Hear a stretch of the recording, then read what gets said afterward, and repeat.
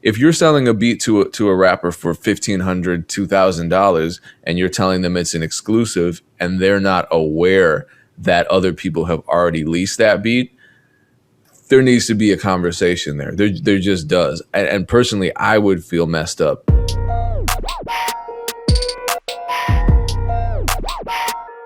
All right, well, Dame's taking a sip of water, a big sip. I believe that's called a drought. I'll introduce the show. My name is DJ Payne One, and this is the Music Entrepreneur Club podcast.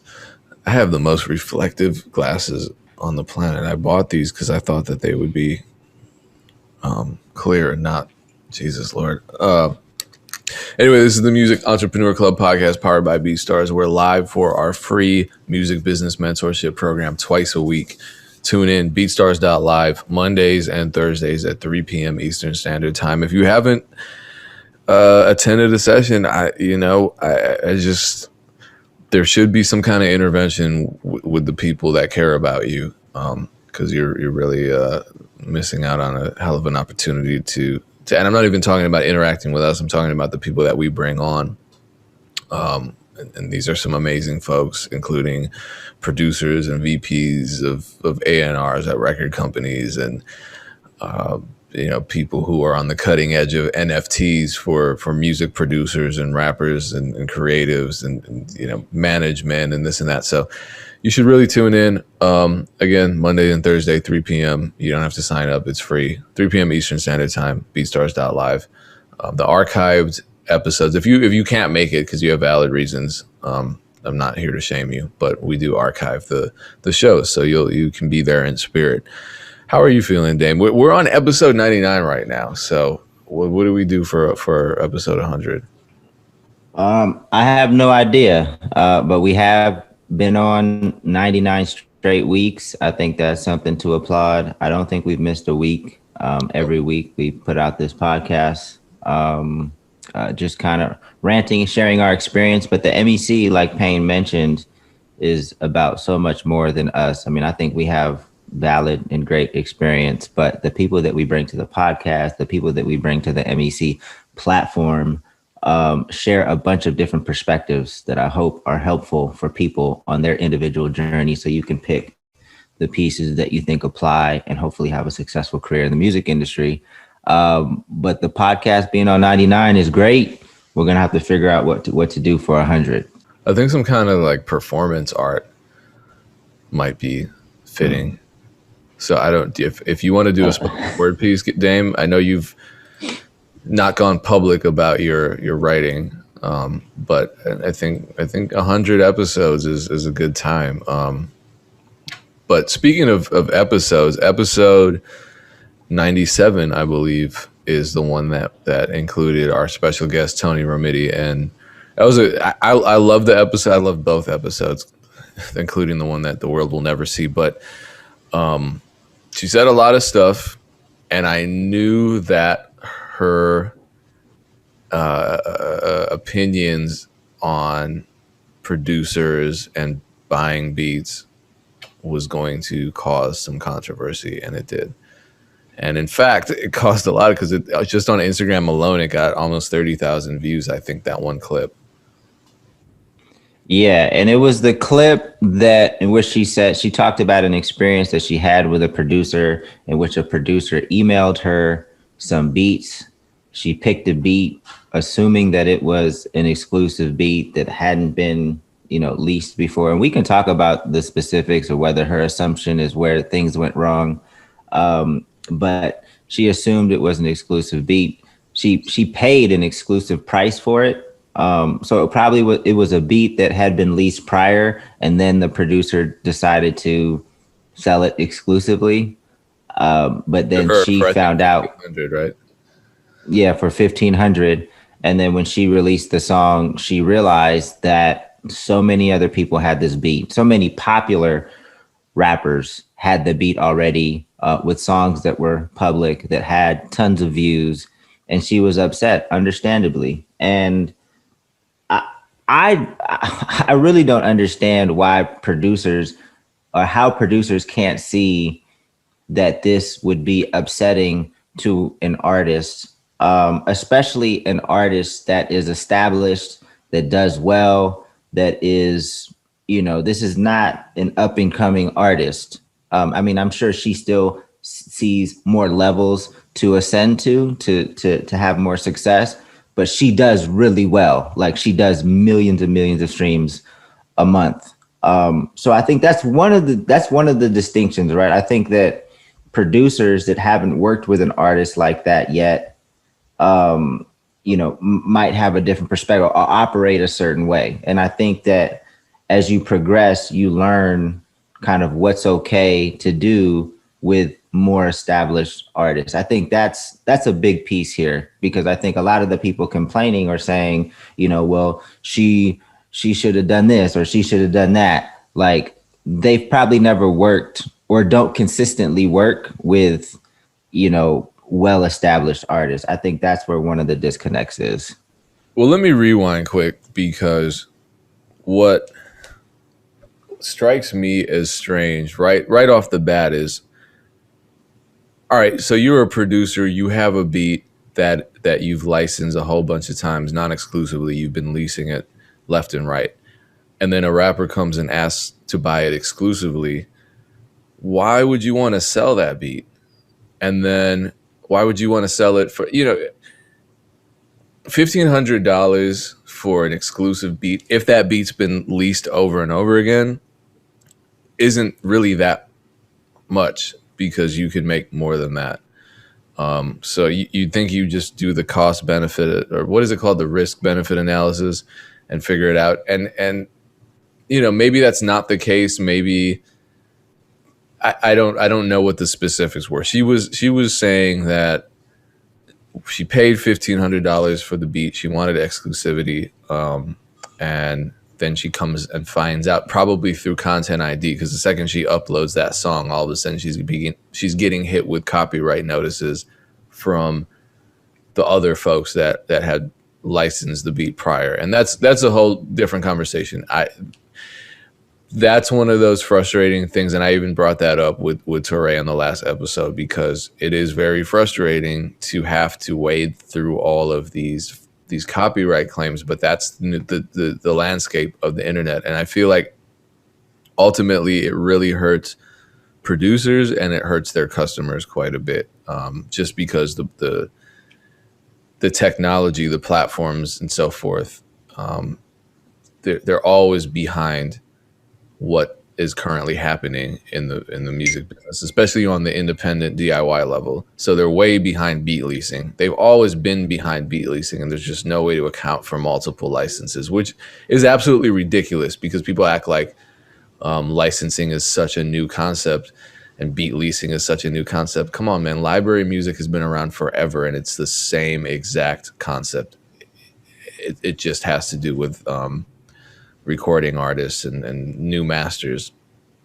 So I guess it's not the same, but it's very similar. It's not at all a far cry from that, and the technology should really accommodate that. But I don't think they care about us, because, as again we talked about with Touré, these big platforms don't have partnerships with the unsigned artist community. They have partnerships with UMG. They have partnerships with Disney. They have partnerships with the biggest companies, and so they become a lot less democratic. But back to this whole controversy about the and I love your title, because it was very clickbaitish, and it worked. But it worked, and was accurate, which was, producers don't sell fake exclusives. And there is this whole conversation about the difference between, and we got a lot of comments from producers that were upset about what she was saying. And I think one very valid concern was that in order to have this conversation, we got to talk about what the difference between exclusive and unreleased is.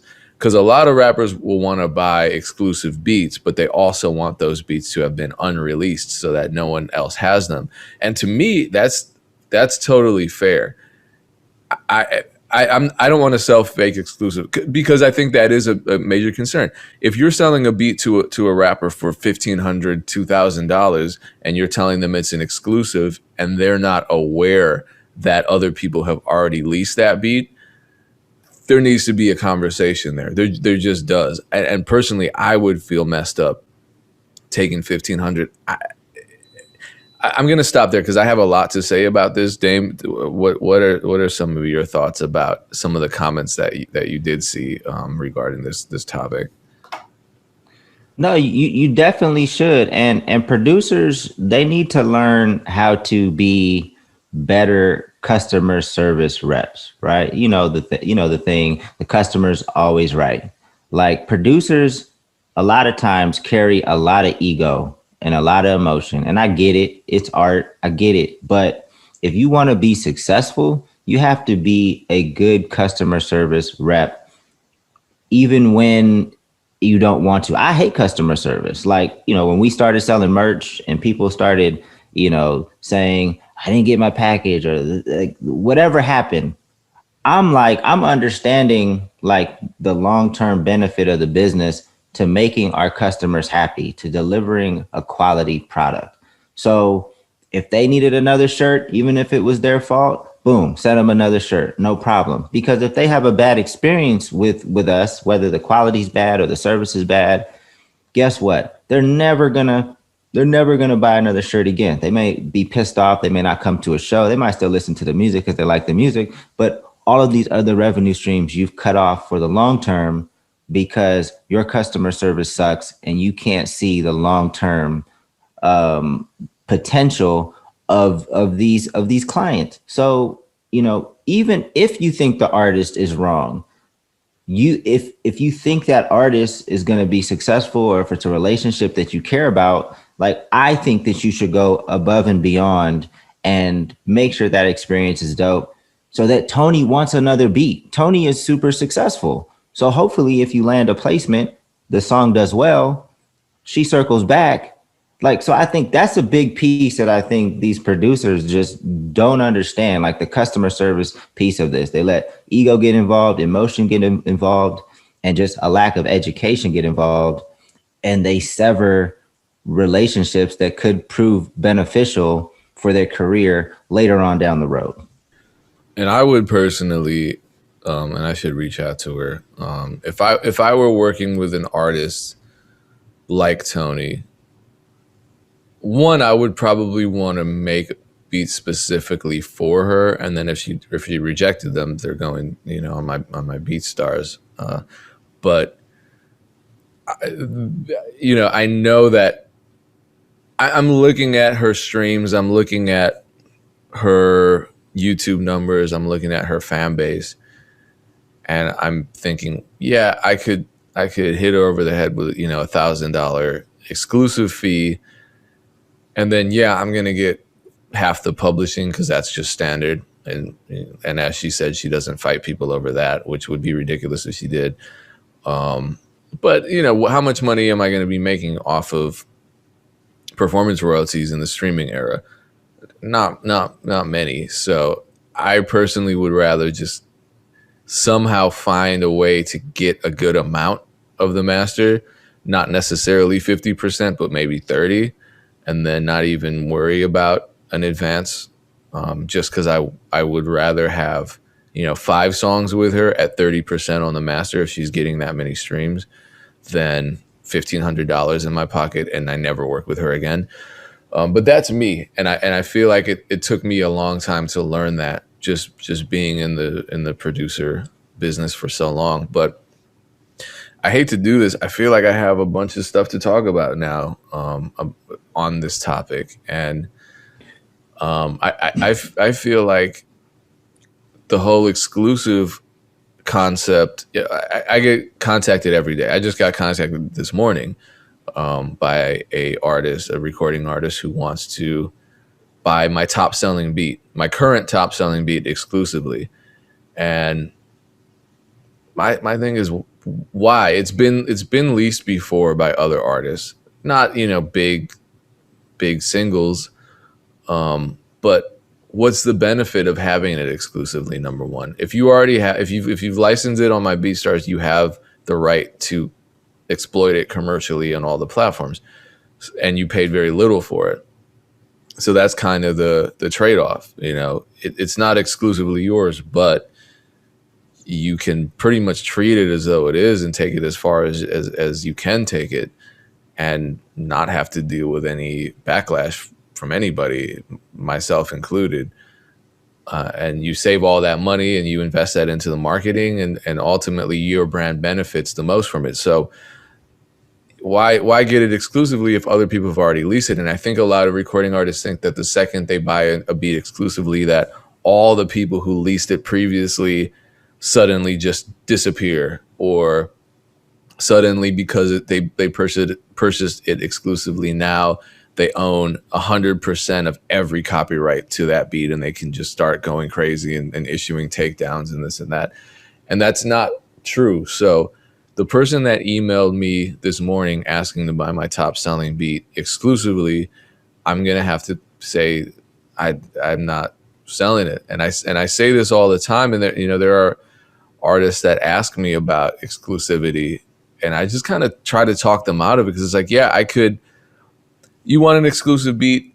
Yeah, I could sit here and try to squeeze money out of you. I could say, yeah, $2,000, $2,500, $3,000, but I'd feel bad about it because other people have already used this beat. So why don't I just say, you know what? I'm going to give you a discount, because I still want you to get the beat, but I also want to explain to you why spending all that money on this exclusive beat that's already on my beat store probably isn't the smartest decision for you.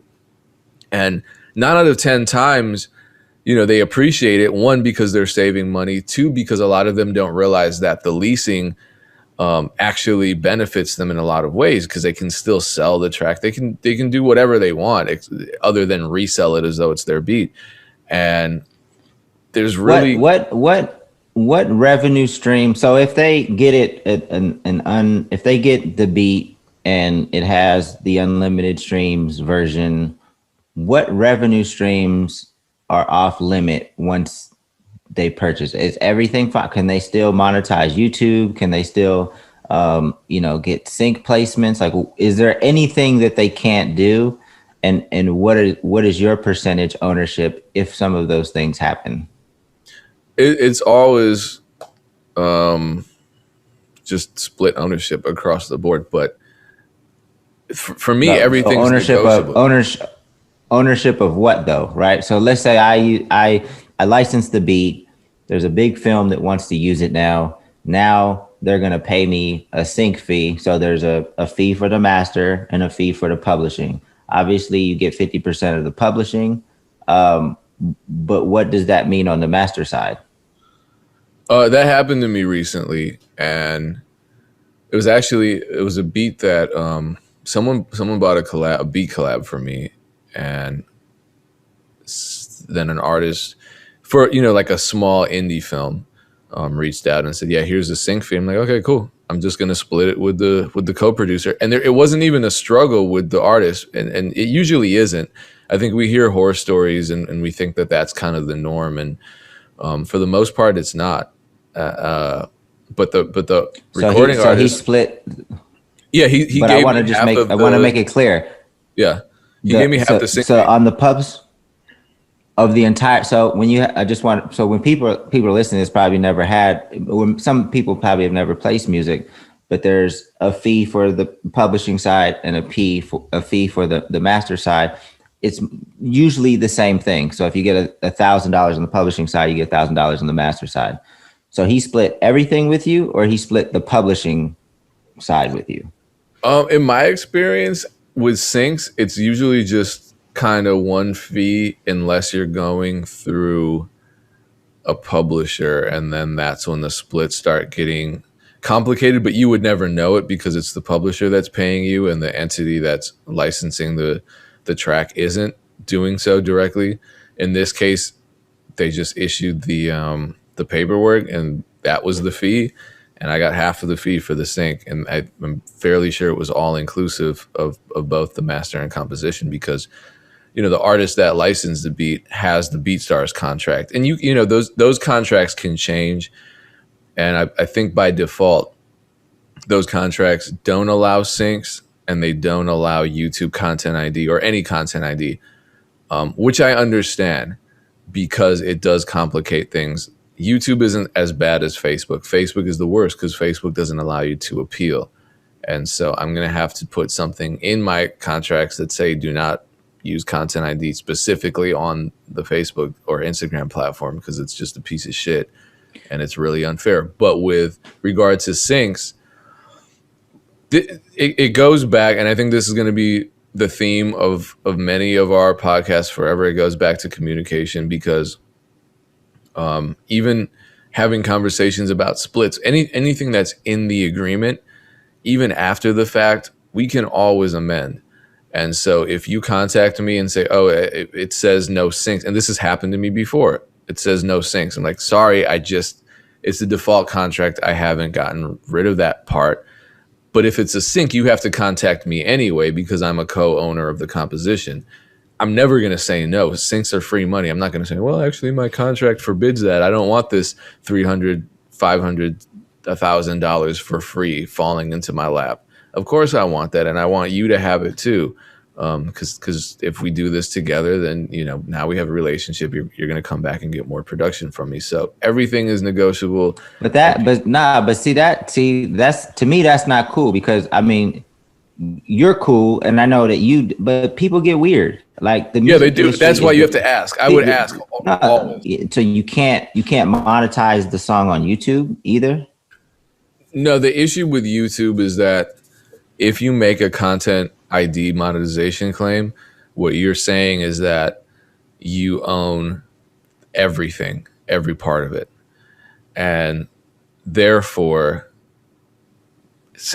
and this is what's frustrating, say someone leases my beat, right? Non-exclusively. They don't own the master. They don't own the composition, but they monetize it on YouTube. All of a sudden, they're getting all the money from my YouTube upload for that beat, and they're potentially getting the money from anybody else that licenses that beat.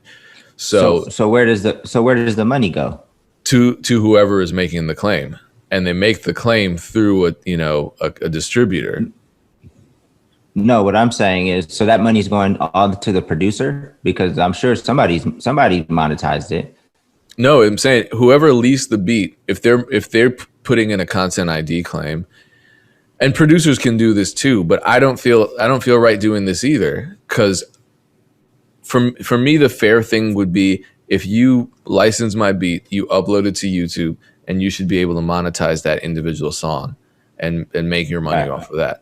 But that's not how YouTube works. But so that beat doesn't exist in the content ID system, or are producers putting it up there and monetizing other people's work that they use, songs that they created with that beat? All of the above is happening. Either no one's getting the money, the producers are getting the money, or the rapper's getting the money from both the producer and other rappers who have licensed that beat. And none of those scenarios are fair to me.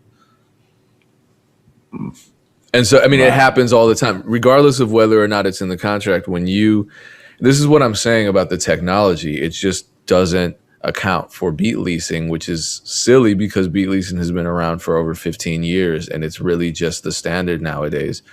So there should be accounting for that. For me, if someone does that, I just file a dispute and go on with my day. But not everybody realizes that. And so I get contacted by rappers who are in freak out mode because they just got a copyright claim. And most of the time it's really, really silly, because they don't even have a monetized YouTube channel. So I try to explain that, but then I say, on top of it, thankfully you have the paperwork because you got it off of my BeatStars. You can dispute, and if they need proof, here's the proof. And most of the time they win that dispute, and then their monetization options are restored. But it's a mess, man. It's really a mess. So for an artist like Toni, like this, the YouTube alone could be the reason why she wants it exclusively. If this allows her going forward to monetize on YouTube, because YouTube is one of her stronger revenue streams. Yeah. So yeah, I mean, it could just get real messy, and you're right. It does go back to communication.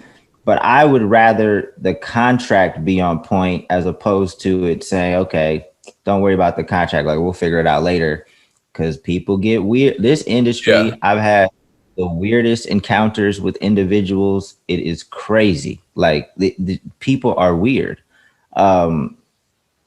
Yeah, and I know we have other things to talk about on this podcast, but the last thing that I wanted to say on the Toni Romiti stuff and just seeing the comments under the video, like we are not the end all be all. Like me and Payne, we have our opinions based on our experience. You know, we can be wrong here and there, but we have a lot of experience, and we bring on people to the platform that have a lot of experience.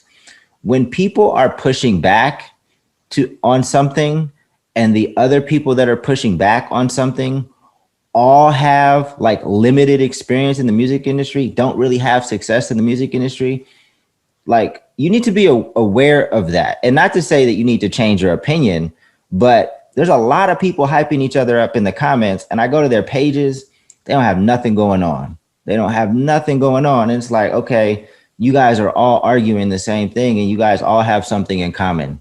Like you're not successful yet. So that should tell you something in my book. Like if the shoe was on the other foot and like I was in that crowd and I was pushing back on what people were saying, and I looked around and like, well, we don't really have anything to show for it. We just feel this way. We're passionate about it. Like I would be like, these people are more established, more successful. Let's at least listen to what they have to say. That's all I'm saying. There's that, and I have a theory on this. But in terms of communication, because I was seeing this a lot, and I don't think it's completely wrong. Here's one of the comments, and I saw this comment come up again and again, just worded differently. Briscoe Band said, but the commonality was that everyone was pretty much mad at Toni, which is hilarious. Not for Toni, but she's probably used to it. She went ahead and assumed just because it was an email that the beat has never been for sale before. That's not the producer's fault. Communication is key on both ends. Plenty of producers email the same beats to different people, blah, blah, blah. And then it says she overlooked it before she made the song and bought the exclusive. Who is the burden on? Who should be the one communicating? Well, I can look at the situation and say, yes, Toni should have asked. She should have specified that she wanted an unreleased beat. She should have asked if others have leased this beat before. However, she's the one paying. She's not the one getting the immediate fee for this transaction. So I feel like if you're giving me money, if you're giving me $1,500, the least I can do is put the burden of communicating the specifics surrounding that item onto myself and have that conversation. By the way, yes, you're giving me $1,500. I just want to let you know that this has been leased before. Oh, is that a problem? Okay, well, look, I still want this relationship with you, and I still want to make money with you. So the best thing I can do is communicate with you, because I'm sure she's never going to buy a beat from that producer again, because that interaction left a bad taste in her mouth.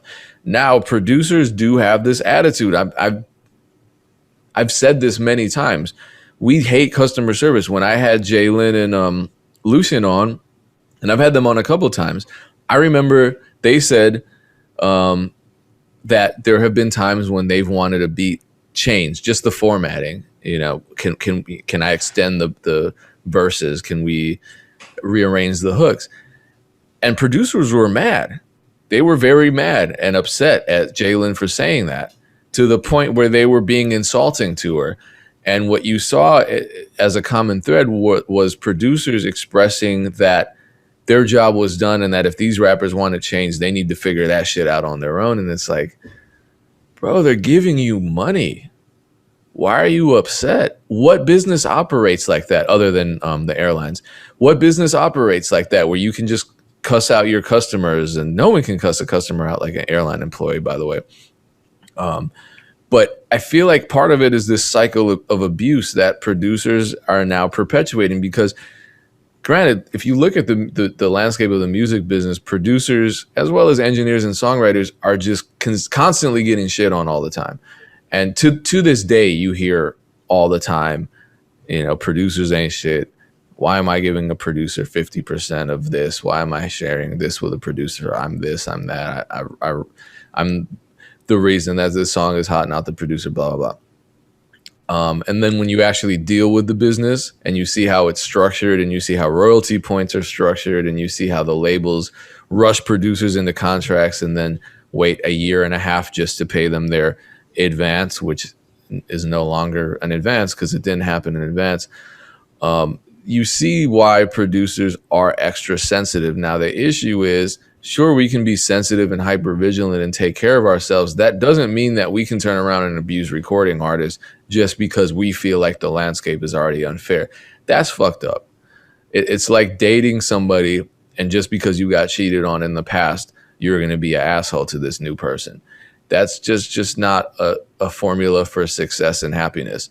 So I am sad for the people who are being reactive and angry, because what I think we need to do is look at the situation for what it is.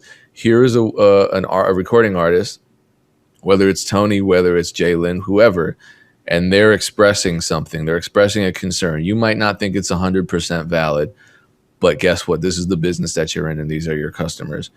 So at very least, rather than just have a knee-jerk reaction because you don't like what they're saying, perhaps the smarter thing would be to listen and have an uncomfortable conversation with yourself and say, okay, look, this is a real concern for recording artists. These are the people putting money in my pockets, paying my rent, paying my bills, making my life good.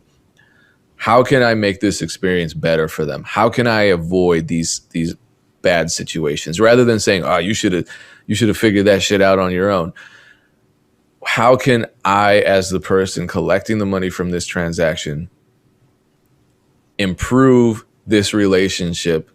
Because if I don't improve this relationship with these customers, where does that put me as a business person? It puts me in a precarious position, and you don't want to be put in that position. So granted, I hate customer service, but I'll be damned if I'm going to let my ego or momentary emotions get the best of me. I had, I think it was Brianna Marin that I talked to about this. She said there were days, was it her? Sounds like something she would say. She's very wise. There are days where she'll get customer service inquiries. Maybe it was Dream Life. They're both very smart. Where they get customer service inquiries that bother them and piss them off and elicit an emotional response. And rather than react, they just need to hit pause, save that email as a draft, take a walk around the neighborhood, eat something, drink some tea, whatever, and really reflect on this particular interaction and how they can best serve themselves and their customers in their response to whatever is stressing them out. And I guarantee you, telling someone to fuck off or ranting in the comments section is probably not the best course of action for you on a business level, let alone a psychological level. You know what I mean? So that's all I have to say about it. I'm not here to criticize anybody. Hopefully we can criticize ourselves. No, I mean, we need to be self-critical though. No, I mean, too many people would rather feel right rather than have a successful business. Like, people on the internet are out to just feel right rather than have us. And I mean, if that's what you want to do, that's fine, but you're going to feel right and you're going to be unsuccessful, while other people that have figured it out are going to be building great relationships, making great music. Right. Oh, yeah. I had someone tweet to me that I was trash and that I'm not going anywhere. And they had like 47 followers. And it's just, that's how the internet works, where there are a whole lot of people who are broke and unhappy and miserable, but they are right. Yeah, they feel right. But the thing is, like, I mean, and I get it. Like, I understand, like, Toni is super successful, and I think she's more successful than people realize. But she's not Beyonce, she's not Jay-Z. But let's take it to that extreme. Would you send Jay-Z a beat that has already been used by a bunch of people? Like, that would be the dumbest thing that you could do, right? And I think even at Toni's level, that's a dumb thing to do, in my opinion, because she is very successful. So again, you guys can feel right all you want and not have any business. There's not one producer that I didn't see any. I didn't go through all of the comments, obviously, but I didn't recognize any producer or see any profiles that had like a legit business, like pushing back on this. Like to me, it's common sense.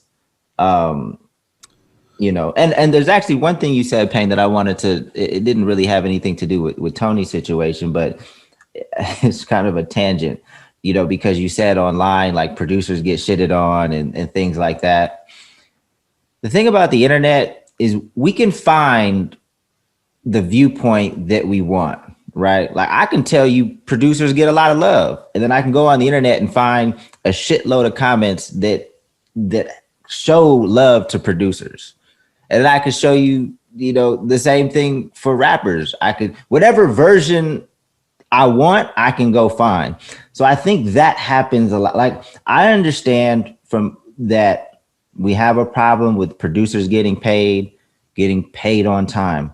But I do also feel like whenever there is some type of strong sentiment being voiced, like it's compounded. It doesn't really exist. It doesn't really exist in the way that people feel it exists. We just go find the comments that confirm that sentiment. I don't know if that made any sense. Yeah, no, it absolutely does, because I used to say that a lot more. I mean, I still feel like in the overall music business, songwriters, producers, and engineers aren't treated as fairly as they should. In terms of just the sum total of how people are treated in the music business. But my life is amazing. And 10 years ago, I would have probably given you a different answer, just because, like you said, I went out and I drowned out a lot of the negativity, which is, you know, these narratives like producers don't get paid, rappers don't want to buy beats, rappers don't pay. And you hear that all the time.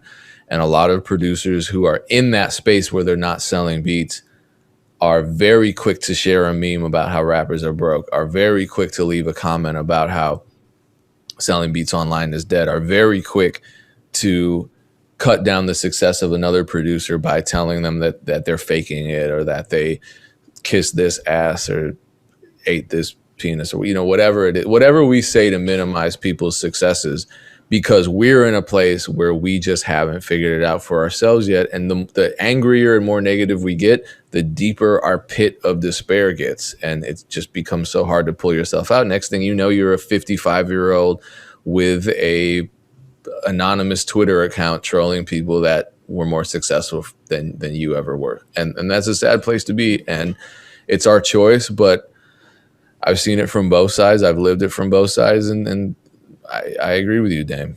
You're right. Oh, yeah, and another thing, I want to talk about being right, but finish your thought, because there's something that you deserve some praise for.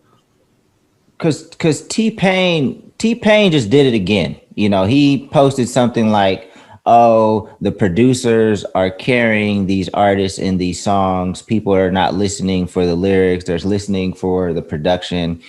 And that shit just needs to stop. Like that does nothing but create divisiveness and starts to get artists going at producers.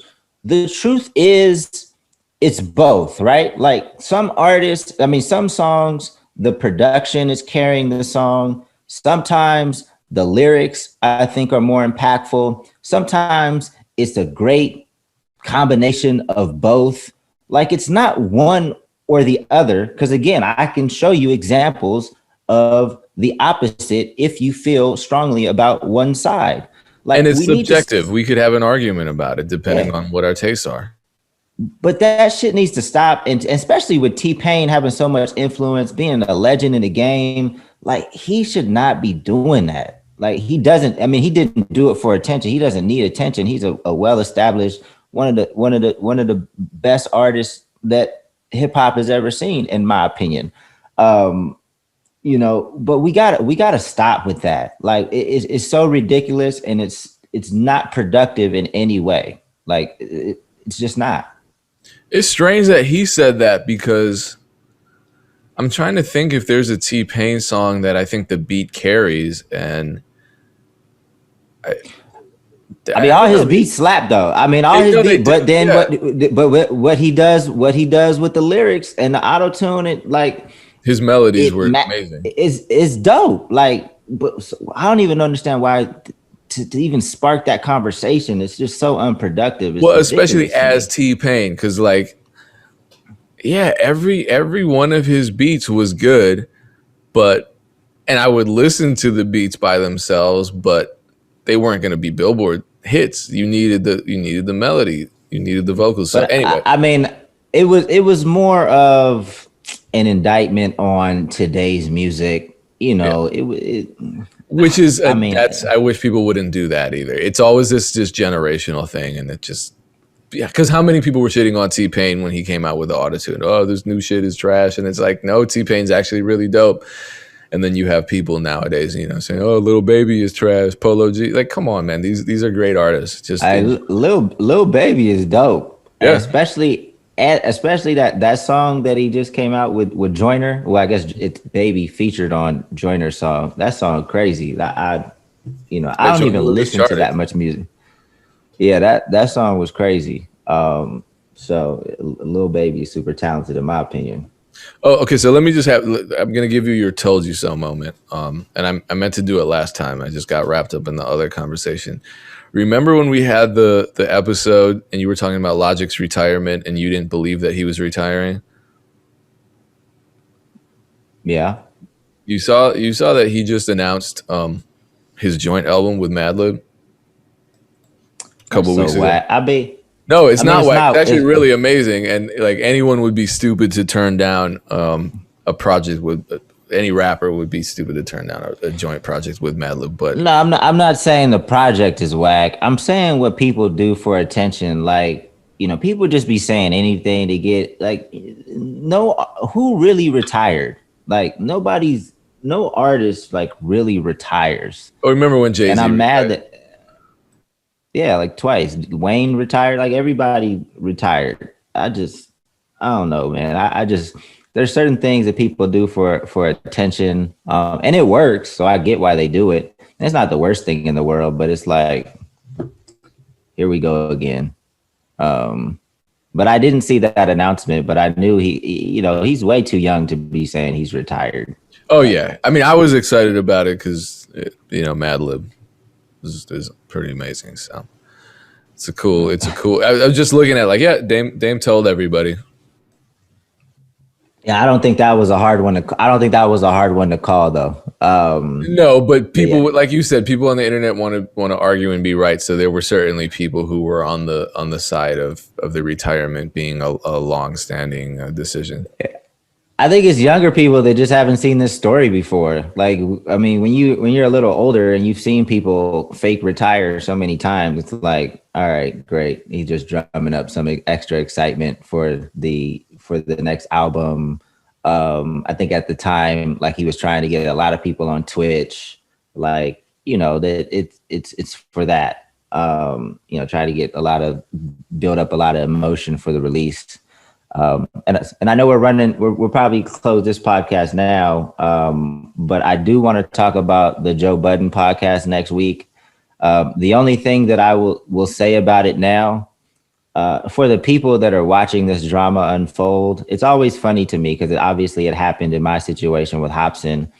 It's like two parties have a dispute and like some people will be like, oh, he was so honest. He was so transparent. And it's like, you don't know either one of these parties. Each one of the parties is like explaining their side of the story. And I think so far, only Joe Budden has explained his side of the story. For those that don't know, the Joe Budden podcast is kind of imploding. Rory and Mal are no longer a part of the podcast. And Joe explained what happened on the podcast. So the podcast is going to continue, but just not with Rory and Mal. But Joe has already kind of went out there and kind of explained some of the drama. I don't think Rory and Mal have, but some people's response to Joe's explanation of what happened is like, oh, he was so honest and transparent. Let me just remind you that you don't know either party in any dispute online. I mean, unless you personally know them, so just don't get too invested in one side or the other. I'm just curious to see like how it plays out. Because it's really tough to manage success as a group, right? Because as you're growing as a group, it might start out, everybody kind of understands their role, everybody understands their contribution. But then and it's not, to me, it's not really money. It's like, people start valuing their contributions differently or feel like they're not being valued. And, money is the representation of that value. So maybe you say it's money, but it's really like, well, I feel like I'm doing more and this person feels like they're doing more. And there's 10 slices of the pie and there's 5 people and everybody thinks they deserves 4 slices. Well, there's not 20 slices, there's 10. So how do you continue to manage people's, perceived value, their ego as you have more success? That shit is extremely difficult. And I think that's, from what I'm hearing from Joe's side, that's what I'm hearing, just that process of everybody feelings change of their perceived value and their contributions, and it just fucks everything up. I've never been in a situation with a group of people where the group broke up at a point where progress wasn't being made. I guess what I mean to say is when the success came or started to come, that's when the tensions began to mount. And that's what led to the eventual split. Because, at the point where everyone's asked out, there's not really much tension there because everyone is just commiserating and they feel united in their own struggles. And then all of a sudden you would think it's counterintuitive. I thought, like I was in a group with someone that I considered, a best friend for a long time. And it was after we were a part of the big Drake Sprite advertising campaign that we split up. I'm not saying it was because of the success of that. But, when we weren't playing any shows, we were like this. And all of a sudden, there are expectations and there's success at the end of the tunnel that is those expectations. And suddenly, those expectations stop getting met or they change in ways that we can't agree on. And then next thing you know. So that whole suffering from success idea is actually kind of true. I hate to say it because I've had a lot of groups at their peaks, not saying that would have been their peak forever, but like at its highest point, because it didn't get to live out any longer than that, Funk Volume split. You didn't split at a low point. You didn't split after you lost a big deal. You split after you signed a big deal. You didn't split after a tour flopped. You split after during a successful tour, essentially. So it's very strange. Watch out for that stuff, guys. Yeah, it's super difficult to manage success and everything that comes with it as a group. It's very few groups do it. Very few groups stick around for decades and create in harmony. Even some of the groups that still exist only exist because of the business. Like the relationship's not that great, but they have families and they understand that. So they kind of stick with it. It's just so tough. So, hopefully I continue to get better at communicating, as I get into different ventures and working with different people. It's just something that you gotta, learn from experience. Hopefully things stay intact. So let's communicate to the viewers and listeners how they can tune into our free music business mentorship program. There's a number that they can text to get alerted every time we go live. Yes, sir. It's text MEC to 844-206-7800. You'll get a text every time we go live. Before we go live, tune into our sessions. They're super dope. And be on the lookout for 1 week notice is going down next month. Everything is set up everything feels perfect in this moment. I'm sure there'll be speed bumps, but for those that don't know, we're flying 6 artists out to LA to create a project in a week. We got DJ Payne 1 and Dream Life Beats on the production. Lots of dope brands involved. Like I'm super excited about this project, and musically, I haven't been this excited in a long time. So I want to see what these artists can do with the dope production that Payne and Dream Life been sending over. So I'll be promoting it more heavily in the coming weeks. We'll be announcing the artists pretty soon, but be on the lookout for that next month. Yeah, I know. I'm excited for that. Okay, cool. We'll be back same time, same place. In the meantime, Mondays and Thursdays, 3 p.m. Eastern Standard Time, beatstars.live. Tune in, free. Peace.